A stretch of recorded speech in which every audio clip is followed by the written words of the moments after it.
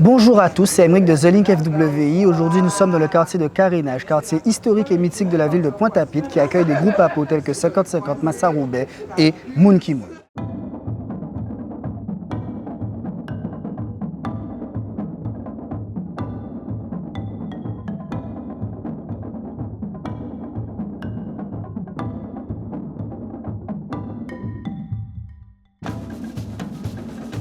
En 7 ans d'existence, Moun Ki Moun est devenu l'un des groupes à peau majeurs du carnaval guadeloupéen.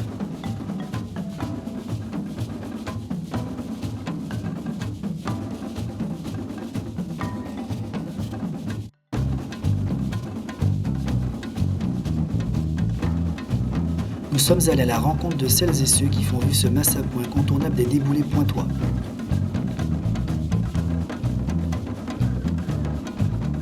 Bonjour Madame Hubert, donc Ninette Hubert, vous êtes la présidente de l'association du mouvement culturel Moun Ki Moun. Donc avant de parler de l'association, merci de nous recevoir dans votre local. Pourquoi vous êtes-vous installé à Carénage et que représente ce lieu pour l'association Moun Ki Moun? Alors bonjour et merci d'être avec nous aujourd'hui. Alors pourquoi avoir choisi ce lieu? En fait, nous ne l'avons pas choisi, le lieu nous a choisi.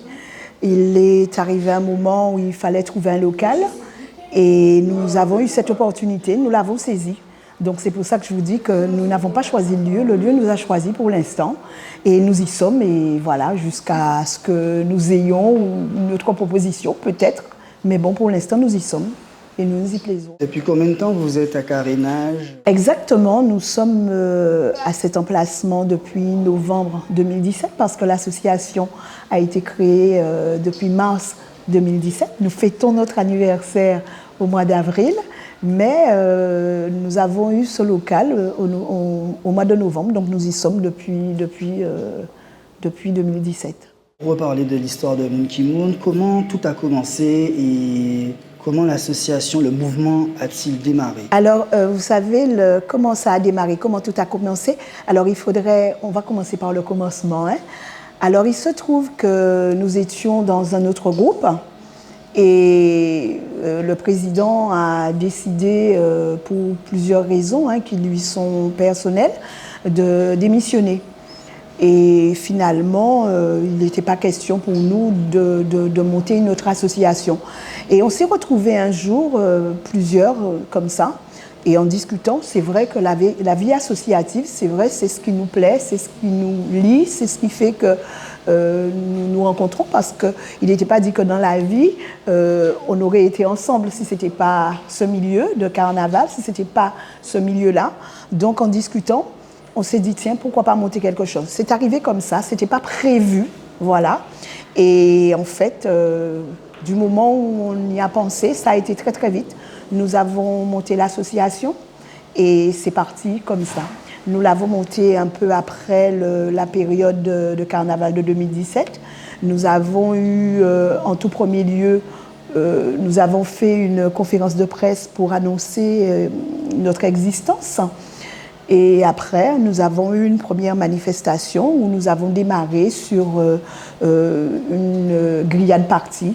Et la mayonnaise a bien pris. On s'est retrouvés très très vite avec du monde autour de nous. Et nous avons fait nos premières sorties pour la saison 2018. Et pourquoi avoir choisi le nom Moun Ki Moun? D'où ça vient? Alors, moi, je souris parce que, on va pas dire que c'est pour faire parler les gens, mais c'est vrai que quand nous avons dévoilé le nom de l'association, ça a interpellé beaucoup de personnes. C'est quand même dommage parce que là-dessus, je le répète et je le répéterai toujours, c'est pas de la prétention. Alors, Moun Ki Moun, on cherchait un nom, on était en train de discuter et on a fait une liste. Et il y a un truc qui revenait très souvent, c'était le mot Moun. Donc ça a été le moteur. Autour de ça, on a ajouté plein de choses qui ne convenaient pas, qui ne sonnaient pas. Et comme ça, on a sorti, Moun Ki Moun alors, mais vraiment le dire parce qu'on n'arrivait pas à trouver ce qui pouvait vraiment coller avec le mot Moun. On s'est regardé, moi j'ai dit pourquoi pas. on était le plus grand nombre à dire pourquoi pas. On a hésité entre dire tout le monde c'est monde, mais ça bon, à la limite on n'apprend rien à personne dans le tout le monde c'est monde. Mais le monde qui monde, c'est tout simplement, on se dit que dans la vie, on a des valeurs. On veut rester et respecter ces valeurs-là. On estime que dans ce que nous voyons, dans le Moun Ki Moun, il y a la rectitude, il y a la droiture, il y a la valeur, il y a le respect, il y a l'état d'esprit. Donc, tout ça, c'est Moun Ki Moun. Et donc, forcément, on va dire que tout le monde c'est Moun, bien entendu. Mais malheureusement, on constate que dans la vie, ni Moun ni Moun. Voilà. Donc, c'est pour ça qu'il est important. On ne va pas refaire la société. Elle est ce qu'elle est, mais on essaie de faire les choses bien, dans un bon état d'esprit. Et puis, voilà. Donc, on dira Moun Ki Moun. Voilà, tout simplement. Dès le début de l'association, vous avez d'emblée choisi la musique, on va dire Massa Saint-Jean, donc qui est propre au Massapo, ou est-ce que vous partiez sur une autre idée de musique et comment qualifiez-vous la musique de Moun Ki Moun? Écoutez, ça a quand même évolué. Alors forcément, quand on est en groupe APO, très certainement on part, et bien entendu on part sur la musique à Saint-Jean. C'est celle qu'on pratique, c'est celle qu'on défend. Après, on a eu plusieurs essais. On a une musique qui nous a permis de démarrer. Au fur et à mesure, nous avons évolué et nous avons la musique que nous avons en ce moment, la couleur musicale qui nous convient et qui caractérise, et qui nous définit, on va dire.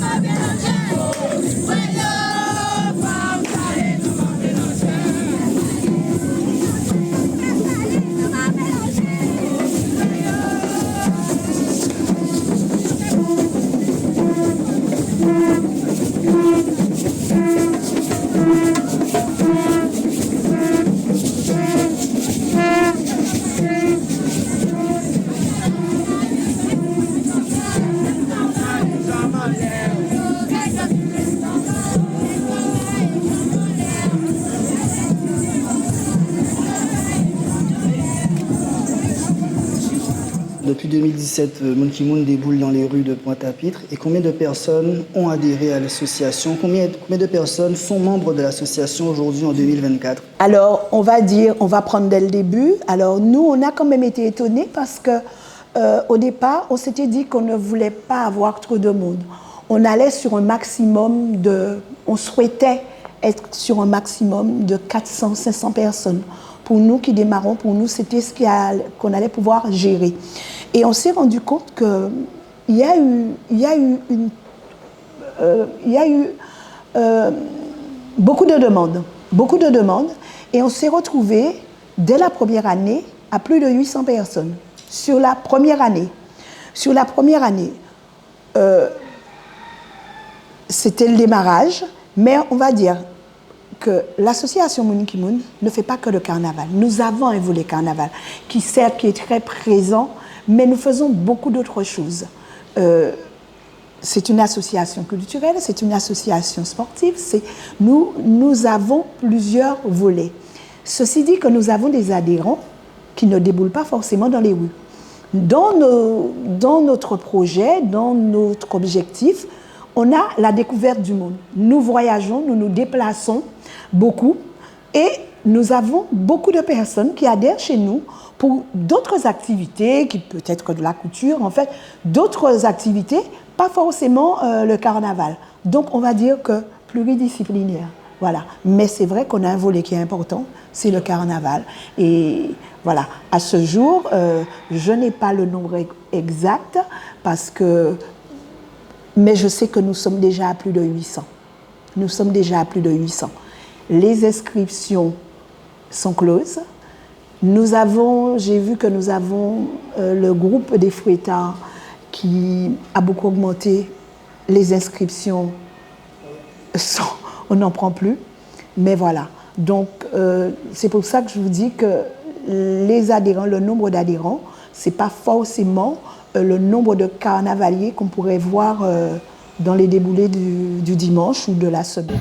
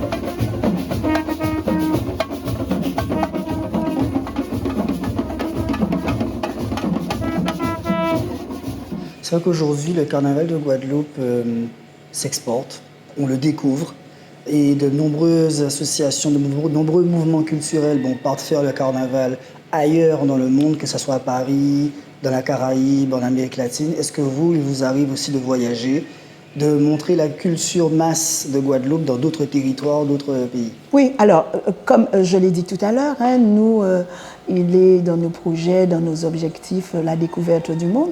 Donc, bien entendu, moi, ça, je suis tout à fait d'accord. Il est important d'exporter, de montrer aux autres ce que nous faisons. Ça permet aux autres de vouloir venir chez nous parce que, il y a une économie à tenir.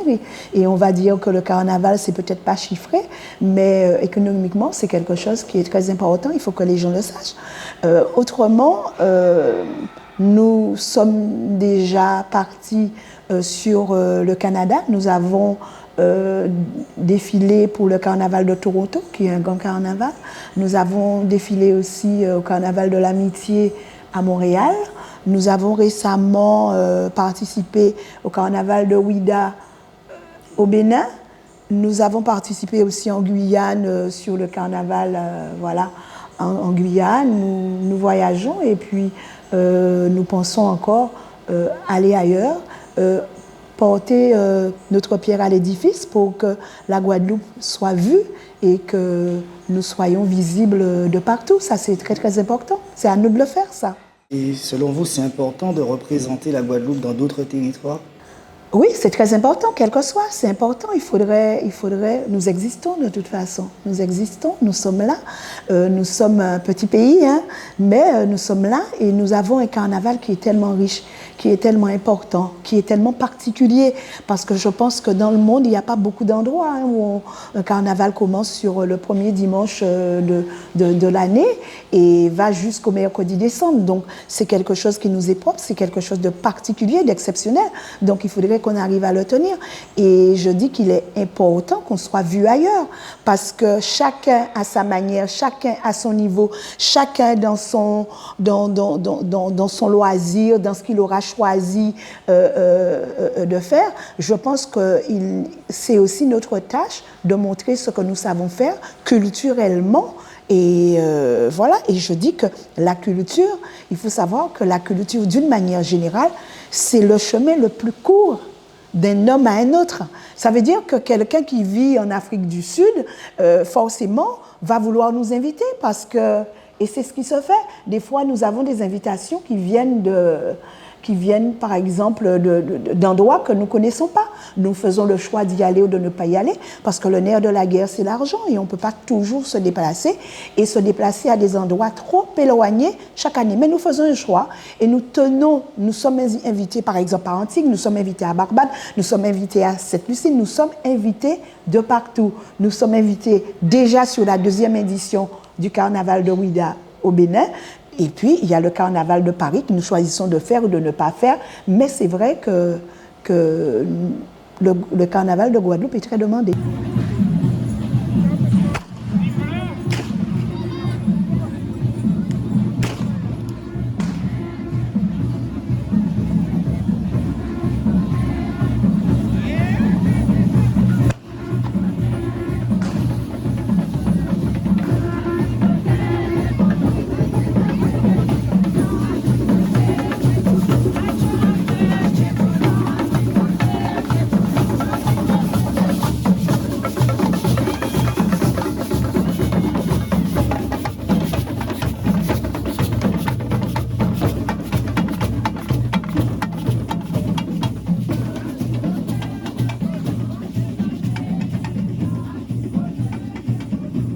C'est vrai que vous parliez de vecteur économique du carnaval, que le carnaval devient un secteur économique. On a pu le voir à travers les concours, les trucs. Et pensez-vous qu'aujourd'hui, la Guadeloupe, le carnaval de Guadeloupe puisse être à la même hauteur que les autres carnavals du monde entier, comme le Brésil, où il peut se démarquer? Alors, je pense que la comparaison,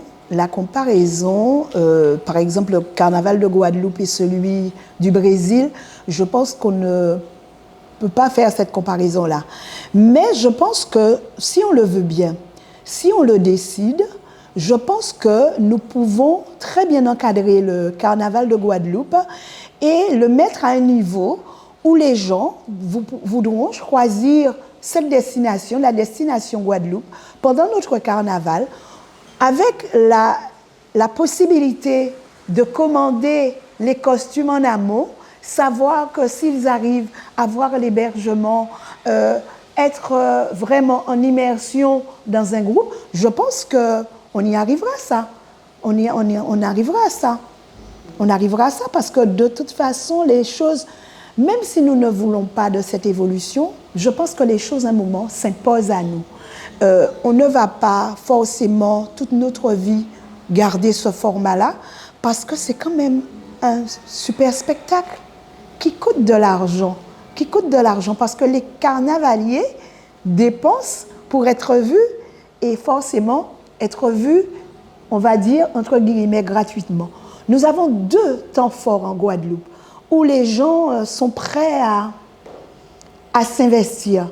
C'est le Tour de la Guadeloupe et le carnaval. Donc, ce sont des points forts. Et je dis que les choses vont arriver, les choses vont être encadrées, si nous le voulons bien, si on nous donne les moyens et si chacun de son côté fait ce qu'il faut, il n'y a pas de raison que les choses n'évoluent pas. Je vais vous dire un truc tout bête. On voit dès le premier dimanche du carnaval, le premier dimanche de janvier, quand on regarde la quantité de personnes qui sont dehors, la quantité de personnes qui attendent, on voit toutes les petits lolos, les gens qui vendent les choses, mais c'est gigantesque tout ça. C'est de l'économie, c'est quelque chose qui fait vivre ces gens-là à un niveau, peut-être pas, c'est peut-être des compléments financiers, mais il y en a qui y vivent. Quand on regarde tous les magasins de tissus et toutes les quincailleries, tous les lolos, tous les bric-à-brac, voilà, tout le monde bosse à ce moment-là. On voit que les merceries, les magasins de tissus, voilà, tout le monde bosse. Donc on va dire que économiquement, ça le fait. Et c'est le moment aussi où les gens consomment. Les gens mangent beaucoup plus. Les gens se dépensent beaucoup.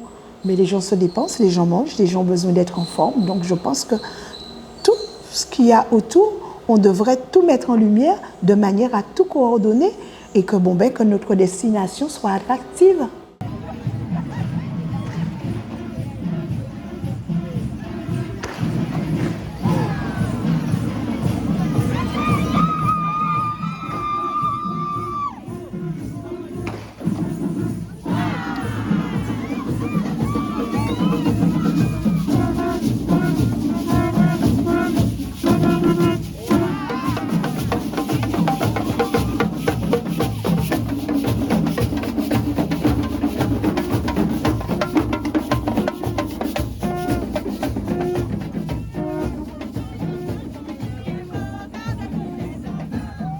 Comment faire pour adhérer à Moon Moon? Combien l'adhésion? Alors, comment faire? Officiellement, il faut se faire parrainer. Voilà. Il faut qu'il y ait un parrainage, que quelqu'un puisse, voilà, et à ce moment-là, l'inscription se fait. Autrement, on a des demandes qui peuvent être comme ça, des gens qui viennent les jours de nos réunions et qui nous arrêtent tout simplement dans la rue. Comment faire pour venir chez vous? Donc forcément, on donne l'adresse ou ils trouvent quelqu'un, voilà. Mais d'une manière générale, les gens peuvent venir d'eux-mêmes envoyer un mail ou téléphoner, nous contacter, on leur dira. Mais il est officiellement important d'avoir été parrainé. Voilà. Une belle saison à tout le monde. Et un Kembe fort à tous les présidents d'associations. et surtout une belle année de masse, une bonne année de carnaval. Et merci à vous. Voilà. Merci beaucoup, Ninette Hubert. Merci.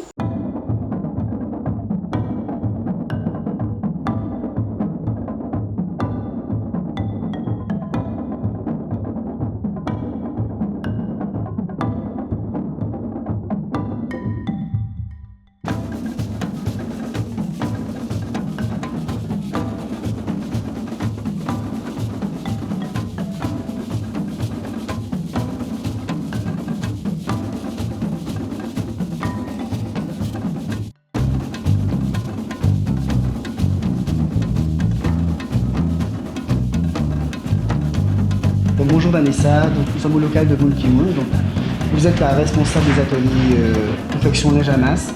Comment s'organisent ces ateliers? Comment les tenues sont choisies, organisées? Comment la création se fait? Alors, je suis responsable de la commission costume. Nous sommes 5 membres.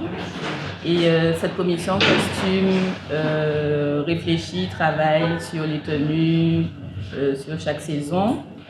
Nous faisons aussi des appels à costumes. Donc un adhérent, n'importe quel adhérent, peut faire une proposition de tenue et on l'accompagne, on travaille dessus avec lui si besoin. Pour la saison carnavalesque, nous mettons en place des ateliers de confection le mercredi après-midi et le samedi matin. Donc les adhérents viennent avec le matériel nécessaire et on les aide à la confection des tenues, des coiffes autour de petites choses à boire, à manger, que ce soit convivial. Voilà comment ça se passe. Et combien de temps qu'il faut pour créer un linge à masse? Est-ce que c'est du dimanche, vous choisissez la tenue du lundi au dimanche prochain ou ce sera sur 2 semaines avant? Alors, le calendrier des tenues est fait bien avant. À la fin d'une saison, on pense déjà au calendrier pour la saison prochaine. Et au mois de septembre, en général, le calendrier est terminé. Et donc, la présentation des tenues se fait le mardi soir en réunion et on présente sur 15 jours. Donc, on présente 2 tenues, 2 dimanches à chaque fois. Est-ce que c'est aussi, par exemple, un adhérent qui n'a pas la possibilité de faire sa tenue ou qui ne sait pas coudre? Est-ce qu'il peut trouver de l'aide dans le local ou comment il fait en fait? Alors, nous avons un atelier couture qui fonctionne toute l'année indépendamment du carnaval. Donc nous avons une intervenante en couture. Donc il y a des adhérents qui prennent des cours de couture. Ça les aide pour la confection des tenues de masse. Mais ils font aussi toute autre chose. Ils confectionnent des tenues quand on a des prestations hors carnaval. Ils confectionnent. Donc l'adhérent qui ne sait pas coudre peut trouver de l'aide au sein de cet atelier costume, cet atelier couture, pardon. Et en venant en atelier le mercredi et le samedi, oui, il peut trouver de l'aide. Il y a toujours une machine. Il y a un membre de la commission qui coud. Donc de toute façon, s'il y a des choses à coudre, qui peut donner un coup de main.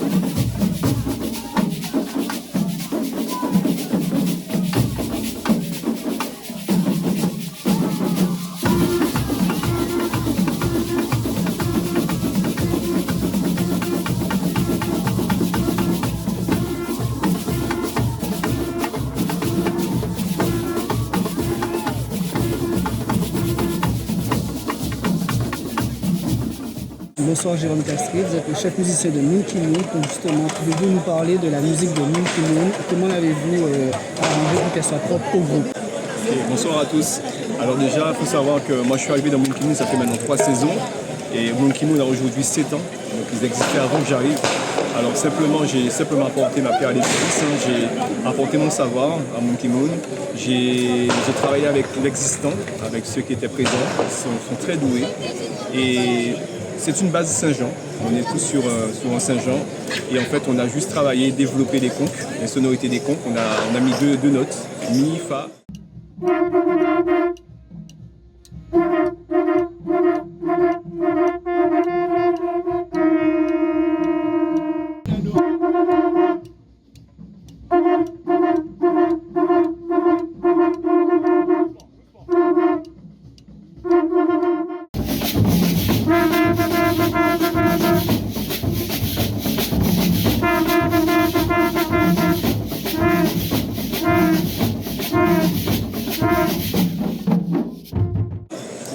On a développé on a travaillé le chant, le tambour chant, on a un peu travaillé sur toutes les sections. On essaie d'améliorer le son tous ensemble. C'est un travail d'équipe.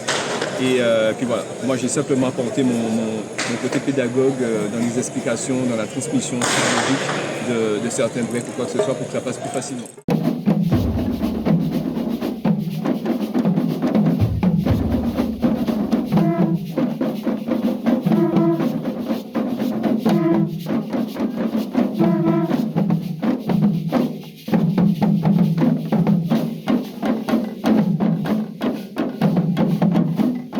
Justement, on voit que de plus en plus de groupes font des breaks. Est-ce que c'est obligatoire que les groupes aient des breaks dans leur musique? Il n'y a aucune obligation. Simplement, depuis quelques temps, on se rend bien compte que bon, ça donne un petit plus à la musique, ça donne un petit plus. C'est comme des épices, on va dire, dans une musique, mais on peut très bien faire une sortie sans faire de break. Et ça nous arrive souvent en entraînement de sortir sans faire de break. On ne fait que du Massa Saint-Jean, que du Saint-Jean, pardon. Et ça fonctionne très bien, Simplement, bon ben voilà, ça fait 7 ans que quelqu'un existe. Et puis bon ben voilà, c'est toujours bien d'avoir des petits breaks, de pouvoir proposer des choses, etc. C'est un petit plus à la musique et ça nous permet aussi de se différencier de certains groupes.